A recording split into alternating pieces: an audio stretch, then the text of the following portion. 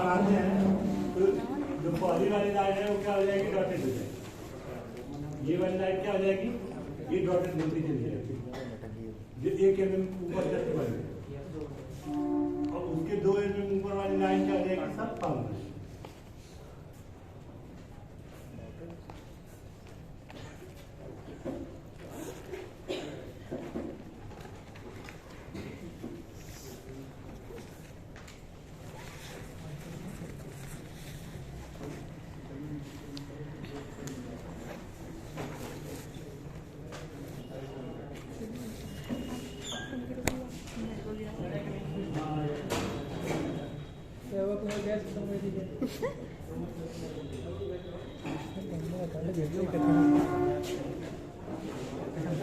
ठीक है, इसके बाद जो है आपका एक और इस पर से फर्म लाइन आएगी, एक फर्म लाइन, इसके अंदर बाकी स्लॉट बनना है। एक और फर्म लाइन आएगी, इसके बाद आपका स्लॉट बनना था। इसके अंदर स्लॉट वाला हमने सारी डिटेल दे दी थी, 8x14 और डायमीटर जो बता देना कि जो स्लॉट में जो हल्का सा एक पार्ट होता है वो हमने बता दिया था कि कितना उसकी दूरी 2 थी और स्लॉट के पीठ की जो मोटाई थी वो 4 थी। ठीक है ना, इतना पार्ट हमने बता रखा। इसमें अब जिक्र जो मेन करना है वो साइड में जो टर्मिनल बॉक्स होता है इसके लिए, यहाँ पर होता है टर्मिनल बॉक्स, जहाँ पर क्या होता है कि कम से कम 3 होल्स इसके बने होते हैं। ठीक है ना, 2 या 3 होल्स बने होते हैं। अगर 2 होल्स होते हैं तो थोड़ा डीप में होते हैं और इनकी डायमीटर ज्यादा होती है, एक तरफ से मेन वायर और एक तरफ से स्टार डेल्टा के वायर, क्योंकि जब बाइंडिंग होती है 3 फेज इंडक्शन मोटर की तो कितने का वायर निकलते हैं, 6 वायर निकलते हैं। ठीक है, और 6 जो वायर निकलते हैं वो टर्मिनल बॉक्स से निकलते हैं। ठीक है ना, ये जो टर्मिनल बॉक्स साइड में होता है इसमें 2 होल्स बने होते हैं, एक साइड एक होल्स, यानी जो इंडक्शन मशीन अगर इस तरीके से है तो यहाँ पर टर्मिनल बॉक्स अगर जो बना होता है तो यहाँ 2 होल्स रहते हैं, एक चौड़ा सा होल्स इधर रहता है, एक इधर। ठीक है ना, 2 होल्स होते हैं। एक तरफ से 3 वायर यानी मेन जो कनेक्शन होता है वो निकले होते हैं, एक साइड से स्टार डेल्टा जो कनेक्शन बनाना होता है उसके 3 वायर निकले, टोटल 6। टर्मिनल बॉक्स की जो डिजाइन होती है, अगर इसी सर्कुलर जैसे हम साइड से देख रहे हैं तो ऐसे दिख रहा है, इसी को अगर ऐसे आकर देखेंगे टर्मिनल बॉक्स सामने से तो ये पूरा आयत या स्क्वायर के आकार का आपको टर्मिनल बॉक्स दिखेगा। इसकी डिटेल हम आपको बता दे रहे हैं, जैसे ये रहा टर्मिनल बॉक्स। ठीक है, तो ये स्क्वायर जनरली ये स्क्वायर ही होते हैं। ठीक है, स्क्वायर इसमें दिया है कितना, 80। सबसे बाहरी जो डायमेंशन है वो है 80, देख लीजिएगा। आधा इधर काट कर दिया है, उधर 40 लिखा होगा। ठीक है ना, वहाँ सिंगल एरो लगाया है। सिंगल एरो का मतलब जहाँ से काटा गया है तो उतने काट लिया। अगर वहाँ डबल एरो लगाता तो 80 लिखता है। डबल एरो का मतलब यही होता है कि ये पूरा कंप्लीट इस पार्ट से लेकर उस पार्ट तक। ठीक है ना, जैसे अगर कोई किसी का सेक्शनिंग ऐसे करके, अगर सेक्शनिंग करके यहाँ से डायमीटर अगर यहाँ सिंगल एरो न लगाकर डबल एरो लगा दिया तो ये पाई लिखेगा। अगर सिंगल एरो पर लिखेगा तो क्या लिखेगा, रेडियस लिखेगा। आई बात समझ में? बाकी सर्कुलर में तो थाई और रेडियस भी देता है तो हमें पता चल सकता है कहाँ से कहाँ तक के लिए। अगर ऐसी डायमेंशन जो स्क्वायर में हो और यहाँ से सेक्शनिंग कट कर इसे निकाल दिया गया हो और अगर ये माप यहाँ लिखा गया है, ये अगर एक एरो केवल लगाया है तो ये यहीं तक की दूरी डिनोट कर रहा है। अगर ये डबल एरो लगा देता तो ये यहाँ तक की बात करता है। ठीक है ना, डायमेंशनिंग पढ़ते समय ये बात ध्यान रखिएगा। अगर डबल एरो लगा दिया तो इसी तरह कभी कभी सर्कुलर मशीनों में क्या होता है कि किसी डाया को ऐसे दिखाता है जैसे कोई दूरी यहाँ से लेकर गया है और यहाँ पर डबल एरो लगा दिया तो इसका मतलब ये सेंटर तक की बात कर रहा है। अगर कोई दूरी सेंटर की तरफ इंडिकेट कर रही है, ठीक है ना, लेकिन सेंटर तक उस एरो को नहीं लेकर जाया जा सकता, सेंटर तक नहीं लेकर जाया, या फिर आपको सेंटर कोई लाइन ही ना दिया और वहाँ डबल एरो अगर लगा दिया तो इसका मतलब वो सेंटर से बात कर रहा है सीधे सीधे। ये कुछ ऐसे टर्म्स होते हैं जिसको जानना जरूरी होता है, नहीं तो जब कोई ऑर्थोग्राफी नई अगर मिल गई तो पता चला कि आप जान ही नहीं पाओगे कि ये ग्रेजुएशन कहाँ तक की काम कर रहा है। ठीक है ना। तो डबल एरो जब तक इंड ना हो, डबल एरो शुरू से जहाँ से शुरू हुआ है और इसी तरीके का अगर शेप है तो जहाँ तक वो शेप गया है डबल एरो वहाँ तक शो करता है। ठीक है ना। यानी इंड टू इंड हमेशा डबल एरो का हाथ से ज्यादातर यूज किया जाता है इंड टू इंड टू, और सिंगल एरो जहां तक वो दिखा रहा है वहीं तक। ठीक है ना। कभी किसी वैल्यू की डायमेंशनिंग जब करेगा तो मान लीजिए अगर इसकी डायमेंशनिंग यहाँ से यहाँ दिखाया जा रहा है तो जो प्रोजेक्शन लाइन देगा वो एकदम जस्ट यही से नहीं उठाएगा, यहाँ से कुछ दूरी छोड़कर तब प्रोजेक्शन लाइन उठाता है। ठीक है ना। यहाँ से थोड़ी सी दूरी गैपिंग छोड़कर तब प्रोजेक्शन लाइन उठाएगा, उसके बाद यहाँ से वही दूरी हल्का सा छोड़कर तब प्रोजेक्शन लाइन उठाएगा और यहाँ से डिस्टेंस दिखा देगा। अगर ये बीच में लाइन ब्रेक हुई है दोनों जगह पर, इसका मतलब इस लाइन का कोई महत्व नहीं, वो केवल क्या दिखा रहा है, डिस्टेंस दिखा रहा है। आप लोग देखे होंगे इस तरीके का, हाँ शो करता है। तो आप लोग कहते हैं सर ये दूरी वहां तक नहीं गई, ये लाइन वहां तक नहीं गई जो आप शो कराना है। एक्चुअली में वहां तक ये लाइन जाती ही नहीं। अगर वहां तक लाइन चली गई तो ये ऐसा लगेगा आपको बनाते में कि खुद एक फर्म लाइन है, क्योंकि ये भी उसी तरह दिखती है, ये लाइन उसी तरह दिख रही है। तो बीच में ब्रेक जानबूझकर किया जाता है। ठीक है ना। ब्रेक हल्का सा छोड़ कर गए वही से प्रोटेक्शन लाइन उठाएगा और वो लाइन चाहे जितनी बड़ी खींच कर लेकर गया और डायमेंशनिंग चाहे जहां जाकर किया, इस पूरी लाइन का कोई महत्व नहीं है, केवल डायमेंशनिंग के लिए प्रोजेक्शन लाइन दिया गया। वो ये शो कराएगा यहाँ जब डायमेंशनिंग आप यहाँ कर दोगे तब भी ये डायमेंशनिंग इसी की रहेगी। आइंदा ध्यान रखिएगा प्रोजेक्शन लाइन खींच कर डायमेंशनिंग करते समय हम ब्रेक नहीं कराते। ऑर्थोग्राफी में देता है जैसे इसको कौन सी ग्राफिक कहते हैं जो ये 3 डायमेंशन में देता है, इसको कौन सा व्यू कहते हैं पता है? आइसोमेट्रिक व्यू कहते हैं। कोई भी अगर आपकी ड्राइंग 3D में है तो उसको क्या कहेंगे? आइसोमेट्रिक व्यू है। 3D हमेशा देखा जाता है कॉर्नर से। ठीक है ना। कहां से? कोण से देखा जाता है। कम से कम 3 भुजाएं आनी चाहिए, कम से कम 3 भुजाएं। अब सर्कुलर में तो भुजा है ही नहीं, तो इसको जब भी देखा गया, देखो जैसे इस चीज को देखा गया तो यहाँ कोण से देखा गया, इस सामने से भी पता चलेगा और इधर से भी पता चलेगा। ठीक है ना। तो जब भी 3 डायमेंशन की चीजें देखी जाती है हमेशा कॉर्नर से देखी जाती है।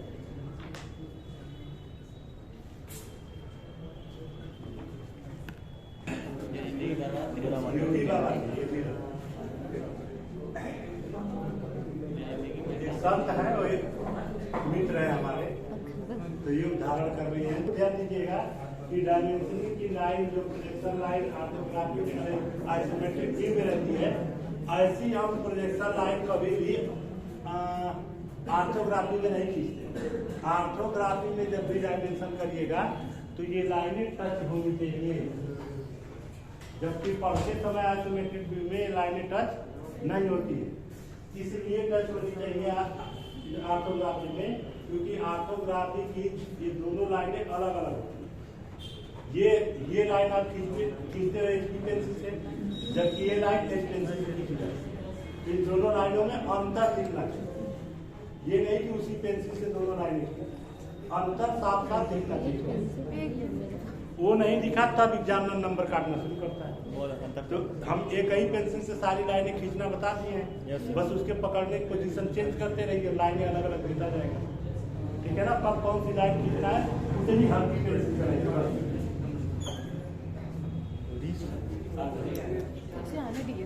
चलिए इसकी डिटेल देखिए। ये होता किसमें है? स्क्वायर में।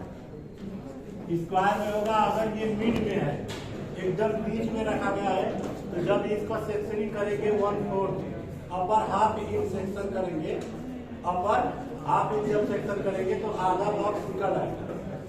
इतना पार्ट अगर काम कर निकालते तो ये ऊपर का दिखेगा नहीं, लेकिन हम इसको पूरा मानकर बना रहे हैं। दूसरी जो लाइन होती है वो होती है 70 की। पहली लाइन कितने की? 80 की।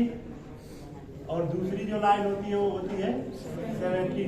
तो 70 की जब लाइन खींचिएगा तो लाइन खींचते समय एक बात का ध्यान जरूर रखिएगा, क्योंकि जब ये बॉक्स कब आएगा? जब आप साइड में खींचोगे तो ये बॉक्स पूरा पूरा आएगा। कम से कम आधा भाग तो आएगा ही, आधा तो कटा रहेगा तो समझ नहीं आएगा। आधा भाग नीचे का बना दो ना, तो जो पार्ट इस आधे से नीचे जो डिजाइन रहती है सेम डिजाइन ऊपर भी रहती है, बिल्कुल अलग नहीं, सेम। तो आपको बनाना तो सब कुछ है इसी आधे में, ठीक है। उसी की डिटेल हम पूरा बताने जा रहे हैं। तो 70 की लाइन जब खींचिएगा तो पूरा एक ही बार हर लाइन मत खींच देगा, ठीक है ना। हर लाइन पूरा मत खींचना है। यहाँ से एक हल्की लाइन ऐसे खींच दिए, 70 की एक इधर से हल्की लाइन ऐसे खींच दिए, हल्की खींच रहे लाइन से चार सही, एक हल्की लाइन इधर से खींच दिए, एक इधर से लाइन खींच दिए और एक इधर से लाइन। इस तरह खींच दोगे तो 4 कॉर्नर मिलेंगे, 1 2 3 4। इसी ये सेंटर जो मिल रहे हैं दो लाइनों का, यहाँ पर एक दूसरे को क्रॉस कर रहे हैं, जो सेंटर मिल रहा है यहाँ बनेगा सर्कल, जिसकी डायमीटर होगी 5, इसकी डायमीटर कितनी होगी 5 है, ठीक है। उसमें लिखा गया है पर क्या लिखा है, अरे हम बता रहे हैं ये 4 हो सकता है, नहीं तो 5, 6 तो नहीं होगा।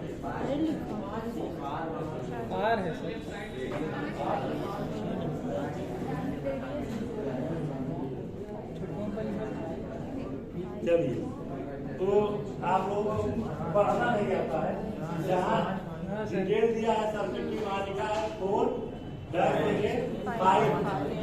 4/5 दिया है, यानी कि 4 होल्स रहेंगे जिसकी डायमीटर कितनी रहेगी 5 रहेगी।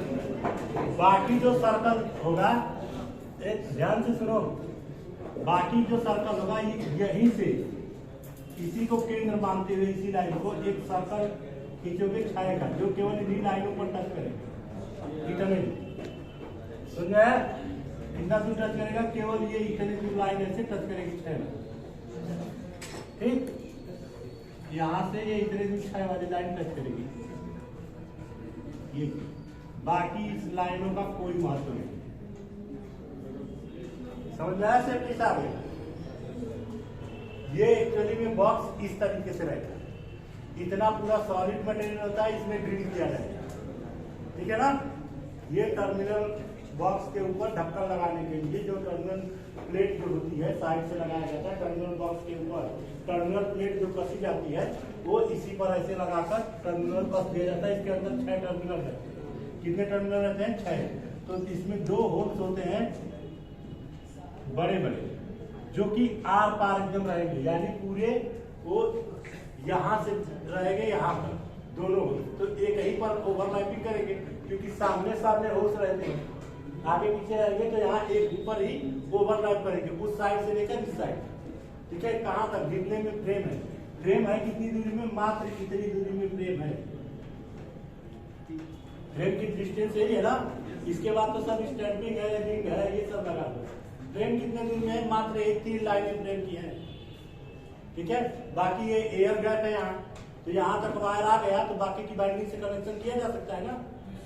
तो जो वायर बाइंडिंग के इधर से वायर इसी एयर गैप से होकर बाहर निकाले जाते हैं, उधर के 3 वायर उधर से घुमाकर यहाँ से बाहर निकाले जाते हैं, ठीक है। क्योंकि इसमें जो सिलेंड्रिकल पार्ट जो आपका पूरा ये आर्मेचर जो रहेगा उसमें जो बाइंडिंग होगी, 3 टर्मिनल इधर निकलते हैं, 3 टर्मिनल इधर, तो इन तीनों को ऐसे मूव करके एयर से ले जाकर निकाल दिया जाता है बॉडी से बाहर, ठीक है ना। इधर से 3 वायर ऐसे, तो एक जो 3 वायर होते हैं वो आपके मेन होते हैं, बाकी की जो 3 वायर होते हैं बैक जो होते हैं, या इंड टर्मिनल जिसे कहते हैं। एक फ्रंट टर्मिनल होता है, एक इंड टर्मिनल होता है।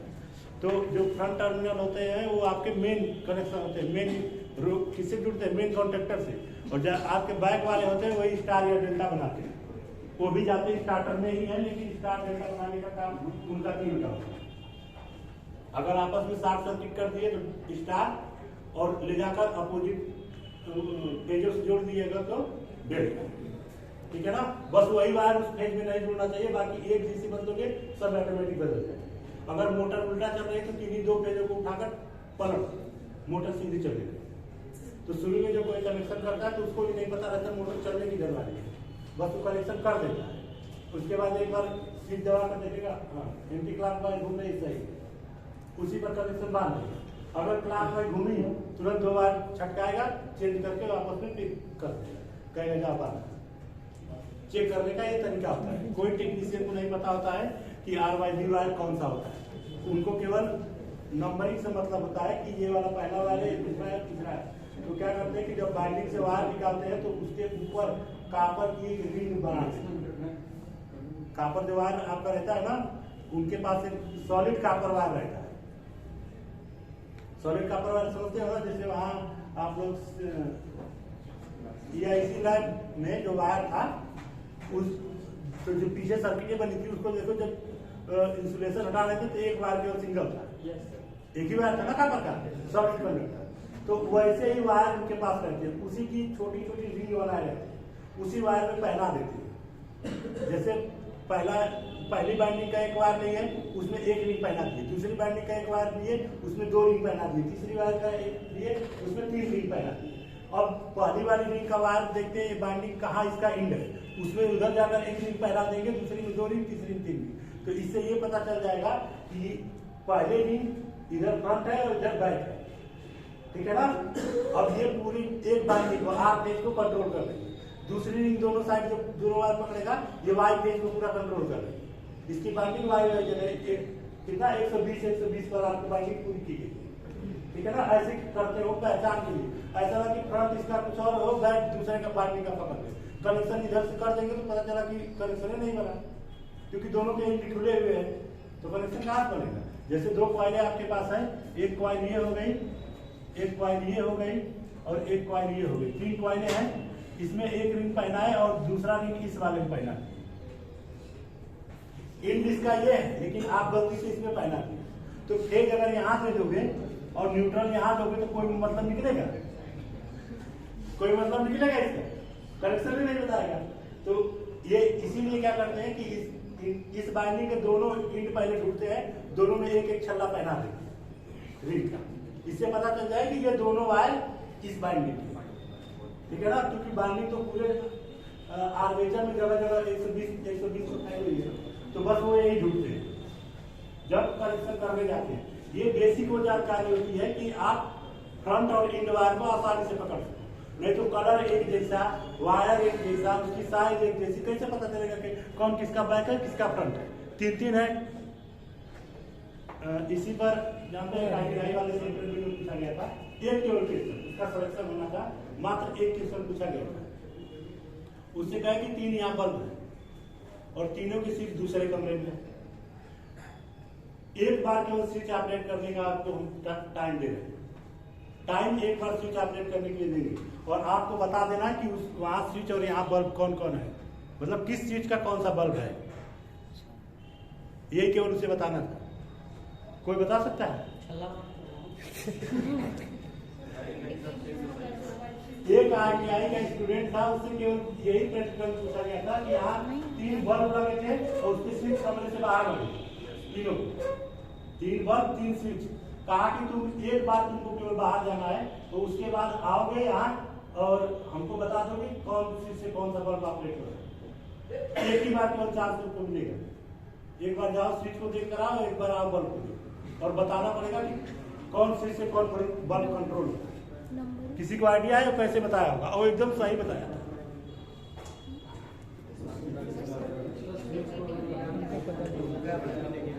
तुक्का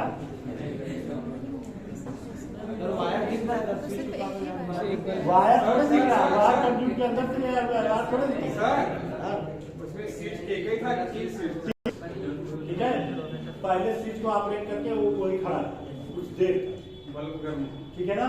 फिर उसे ऑफ किया, दूसरे स्विच को ऑन किया, थोड़ी समय में ऑफ करके उसके बाद चला। और पहला बल्ब जो ज्यादा हीट था कहा कि इस वाले स्विच का है, जो उससे कम हीट था कहा कि इस स्विच का है, जो एकदम ठंडा था कहा उस वाले स्विच। हमने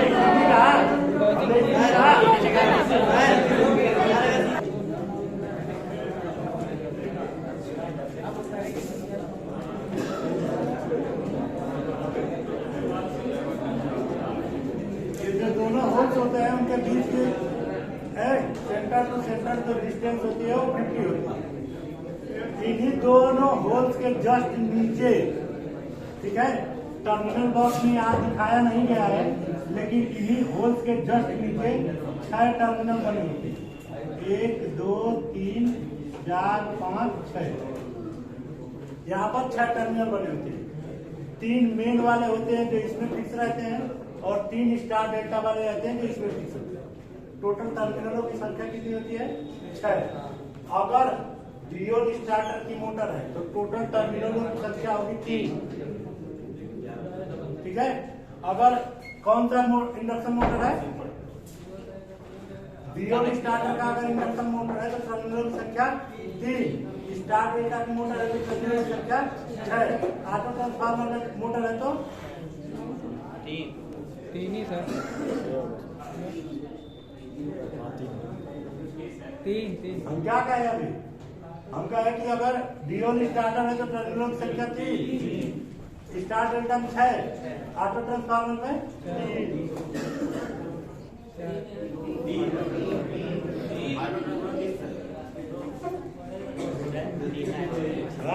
क्या पढ़ाई करते हैं आप? अगर रेजिस्टेंस अगर है तो रेजिस्टेंस मोटर है तो कौन से कितने टर्मिनल? 6। तो 3 ही मान है।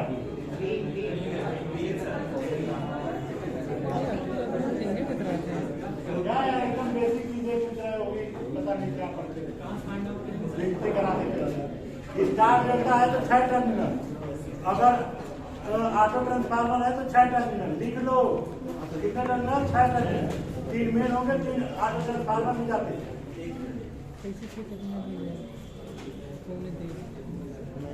अगर रेजिस्टेंस स्टार्टर है तो कितने?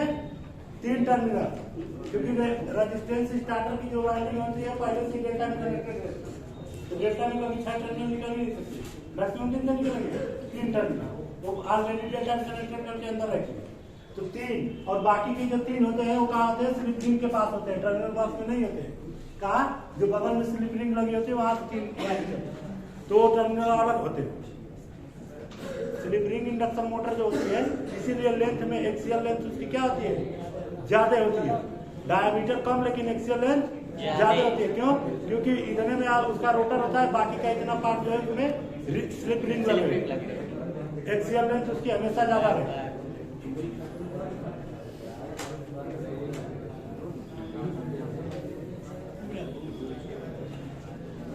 तो ये टर्मिनल्स आपको नहीं बनाने हैं, केवल बस ये बॉक्स बना देना है बस। इसी बॉक्स को अगर हम इस साइड से देखें, इधर से केवल बॉक्स को अगर हम इस साइड से देखें तो कुछ ऐसे दिखेगा।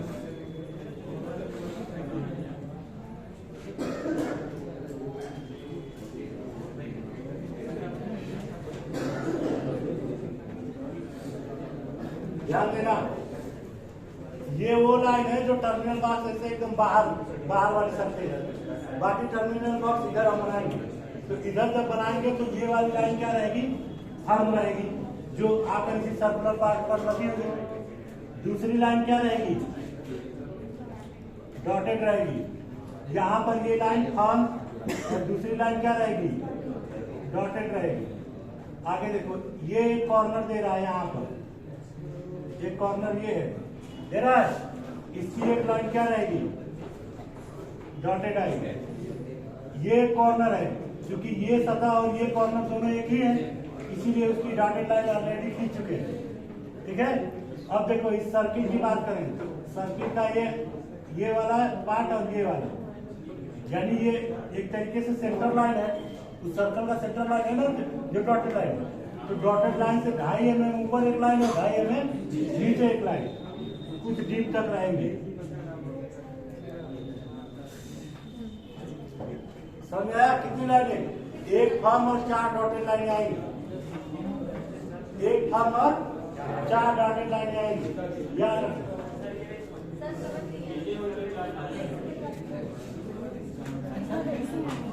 कभी ऐसा हुआ है कि एक बार में समझ ध्यान दो, ये टर्मिनल जो बॉक्स है, ध्यान से सुनो, ये जो टर्मिनल बॉक्स है इसमें ये डिजाइन समझ में आ रही है ना? कैसे? अगर इस टर्मिनल बॉक्स को हम इस साइड से देखेंगे तो जब जो सबसे ऊपरी लेयर होगी उसकी एक लाइन ये सीधे सीधे मिल रही है।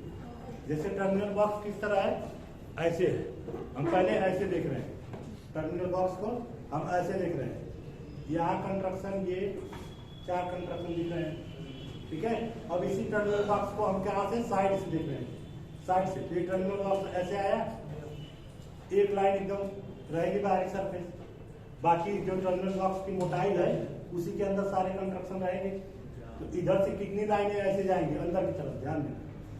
देखो ये तो सबसे बाहरी सरफेस एक जाएगी सीधे सीधे, जैसे टर्मिनल देख रहे हैं। तो एक तो ये बाहरी सरफेस है टर्मिनल बॉक्स के अंदर ये पूरा गैपिंग खाली खाली रहता है।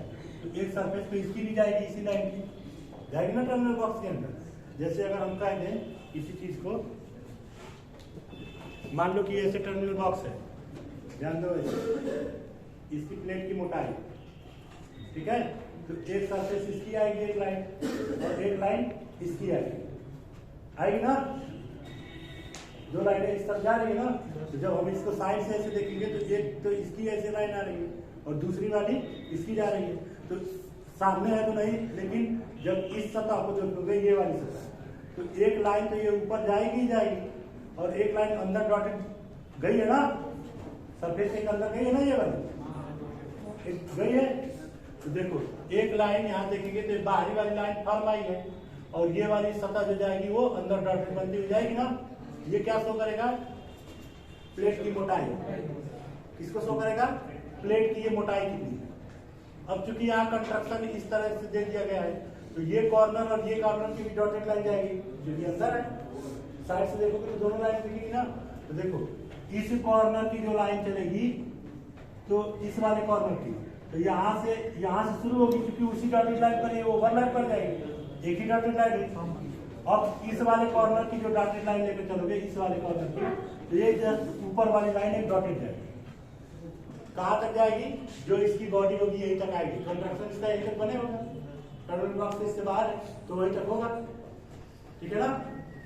तो एक लाइन ये फॉर्म गई, एक लाइन ये डॉटेड आई, और एक लाइन इसके ऊपर डॉटेड आई, 3 लाइनें आ गई, ठीक है ना।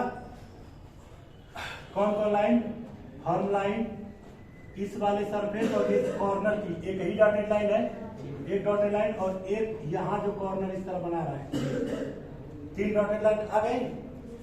अब सर्कल को देखोगे तो सर्कल का ऊपरी भाग ये और ये दोनों न तो इस पर ओवरलैप हो रहा है और न इस वाले पर ओवरलैप हो रहा है, नहीं हो रहा है ना। लेकिन एक चीज पता है क्या, कि सर्कल का जो सेंटर है वो इसी लाइन पर पड़ रहा है, ये तो पता है ना। तो इसकी डायमीटर कितनी, 5, और उस सर्कल का सेंटर यही वाली डॉटेड लाइन है। तो इससे 2.5 mm ऊपर जाकर एक और डॉटेड लाइन आ जाओ, और 2.5 mm नीचे आकर एक और डॉटेड लाइन, ठीक है। टोटल लाइनों की संख्या 1 फर्म और 4 डॉटेड, क्लियर है। सेम यही कंस्ट्रक्शन ऊपर भी आएगा। तो dotted line, dotted line, dotted line, और ये डॉटेड, और ये वाली एक फर्म लाइन रहेगी। इतना समझ में आया। ये आपका बनेगा साइड। अब ये दोनों होल्स जो है इसका प्रोजेक्शन लेकर आए, यहाँ आया तो ये डॉटेड लाइन होगी, यहाँ से डॉटेड लाइन, और इतने दूर पे केवल जितने दूर में फ्रेम है केवल उतने दूर पे डॉटेड लाइन हो गया ना। बस इतना ही कंस्ट्रक्शन है। बाकी के जो टर्मिनल से यहाँ लगे होते हैं ये इसी में फिक्स रहते हैं, रिवेट की तरह। कैसे, रिवेट की तरह। रिवेटिंग कैसे रहती है, इस तरीके की रिवेटिंग रहती है, ऐसी रिवेटिंग रहती है। बाकी इसमें थ्रेडिंग करती रहती है। तो इतना चीजें इसी टर्मिनल बॉक्स में जाम कर दिया जाता है, समझ आया। इतना जो हेड इसका होता है वो यहाँ पर फिक्स कर दिया जाता है इसी में। तो बाकी टर्मिनल बचे, तो यहाँ पर होते हैं टोटल टर्मिनल की संख्या कितनी होती है, 6 फिक्स रहते हैं। तो इनका 3 वायर इधर से निकल रहे हैं, 3 वायर इधर से निकल रहे हैं। तो इनके 3 वायर ले जाकर क्रम से इसी में जोड़ दिए, और 3 वायर ले जाकर इसमें जोड़ दिए। और बाहर से जो वायर आ रहे हैं कनेक्शन के, 3 मेन वायर होंगे और 3 स्टार डेल्टा के वायर होंगे। तो 3 वायर जाकर इसमें कनेक्ट हो गए, यहाँ से 3 वायर कनेक्ट करके बाहर कर। 3 बार आते हैं मेन कॉन्ट्रैक्टर से इसमें, और 3 बार यहाँ से निकल कर फिर स्टार्ट करने जाते हैं। ठीक है, तो उन्हें 3 बार से स्टार्टर का कनेक्शन मारते हैं। तो इसका कंस्ट्रक्शन केवल इतना होगा। अब बचा बेस। क्या बचा? बेस। बेस का कंस्ट्रक्शन देखो कहीं दिया गया है क्या? हाँ, साइड में दिया गया है।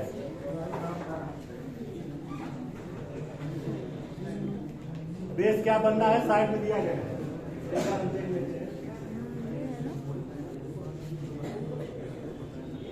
35-45 ऊंचाई कितना दिया है? 16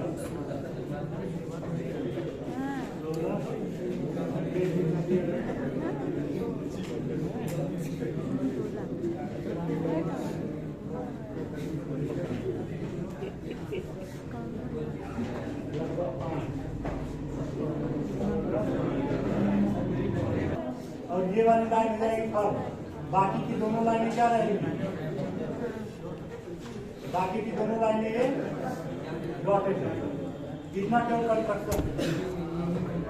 जो कंस्ट्रक्शन इधर बना है सेम उसी का प्रोजेक्शन लाइन इधर लेकर आओगे।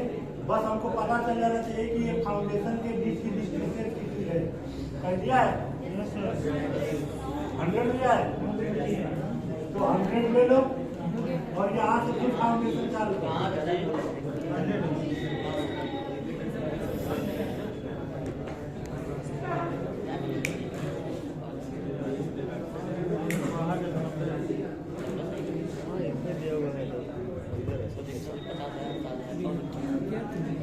अब यहीं पर 2 होल्स बने होते तो एक डॉटेड लाइन इधर और एक डॉटेड लाइन बेस पर कसने के लिए ये इसी तरीके का इसका फाउंडेशन होता है और कुछ नहीं होता। फाउंडेशन ये जो होता है ये गैपिंग बहुत कम रखी जाती है। इसके आधार से ये गैपिंग कम रहती है। एक्चुअली में इसलिए कम रहती है क्योंकि इसके जो फाउंडेशन बनते हैं वो एक ही फाउंडेशन नहीं बनते।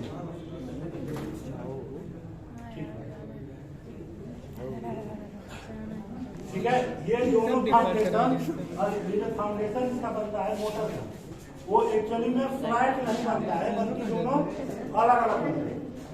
ठीक है ना, दोनों फाउंडेशन अलग अलग बनते हैं।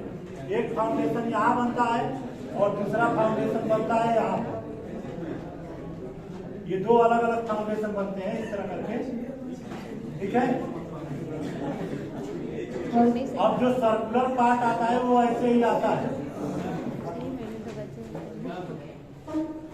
जो मशीन का जो सर्कुलर पार्ट आता है वो, अगर ये इसको पूरा फ्लैट बना दिए फाउंडेशन तो इसका सर्कुलर भाग टच कर सकता है। अगर फाउंडेशन के नीचे आया तो फिर क्या मतलब है फाउंडेशन बनाने का कि फाउंडेशन का फ्रेम टच करे फाउंडेशन से बेस भरे लगा।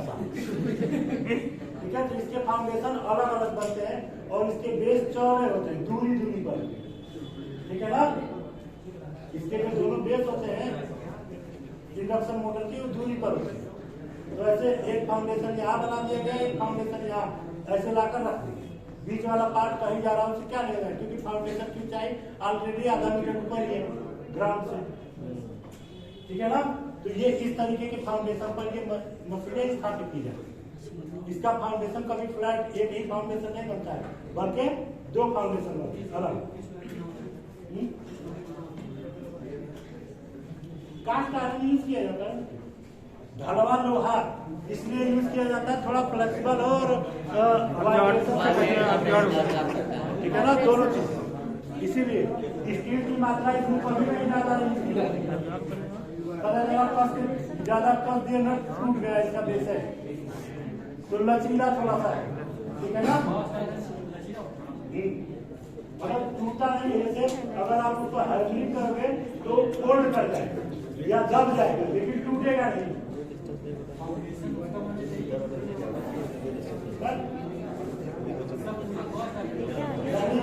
ये पूरा जो स्टील की मात्रा है की मात्रा में रह जाती है। आउटर वाला पूरा काट नहीं जो इसका मेन, हाँ जो मेन जो स्टैटिक वाला पार्ट होता है उसमें सिलिकॉन की मात्रा थोड़ा गिरा अच्छा बचता है। कम करने के लिए बढ़ाएंगे। हाँ, ठीक है। मैग्नेटिक मटेरियल अच्छा बने, सिलिकॉन ये भी एक गुण रखता है। सिलिकॉन अगर किसी लोहे में मिला दोगे तो उसका मैग्नेटिज्म और ज्यादा होगा, फ्लक्स बनाने की क्षमता है।